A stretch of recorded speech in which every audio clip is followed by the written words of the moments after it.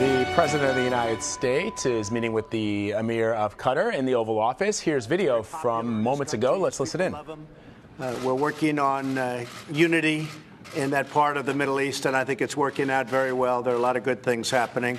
Also, we have a gentleman on my right who buys a lot of equipment from us, a lot of purchases in the United States, and a lot of military airplanes, missiles, lots of different things. But they've been great friends in so many ways, and we're working very well together.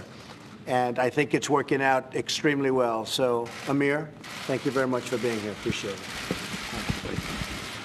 Thank you very much, Mr. President. I'm very happy and honored to be here. And thanks for this invitation. Our relationship between Qatar and the United States has been more than 45 years. It's a very strong, solid relationship. Our economic partnership is more than 125 billion, and our aim and goal is to double it in the next coming years.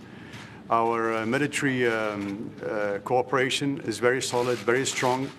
As everybody knows, that the heart of fighting terrorism is from Al Udeid base, and thank God it's been a very successful campaign against the terrorist groups around our region.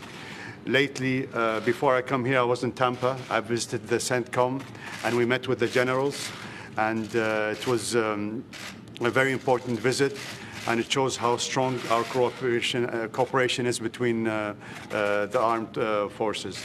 Of course, we speak today, and we see the suffering of the Syrian people. And me and the President, we see eye to eye that this matter has to stop immediately. We cannot tolerate with a war criminal. We cannot tolerate with someone who killed more than 500,000 of his own people. And this matter should end immediately.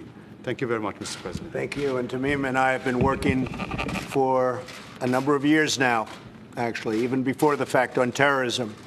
And we're making sure that terrorism funding is stopped in the countries that we are really related to, because I feel related. But those countries are stopping the funding of terrorism. And that includes UAE, it includes Saudi Arabia, it includes Qatar and others. A lot of countries were funding terrorism, and we're stopping it. It's getting stopped and fast. Very important. And you've now become a very big advocate, and we appreciate that. Thank you, President. I want to make something very clear, Mr. President. We do not and we will not tolerate with people who fund terrorism. We've been cooperating with the United States of America to stop funding terrorism around the region. We do not tolerate with people who support and fund terrorism. I would like to also thank the President for him being involved personally in solving the GCC crisis. He's been very helpful. He's been supporting us during this blockade, and I would like to also thank the American people for being very supportive. And his role is very vital to end this crisis in our region. Thank you, sir. Thank you. Thank you. Thank you. Thank you. We're leaving now. Thank you. Thank you.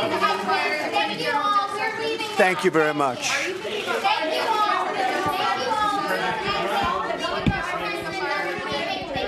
Thank you very much, everybody. Thank you. Thank you all. Thank you. Thanks, everyone. All right, the president not taking any questions.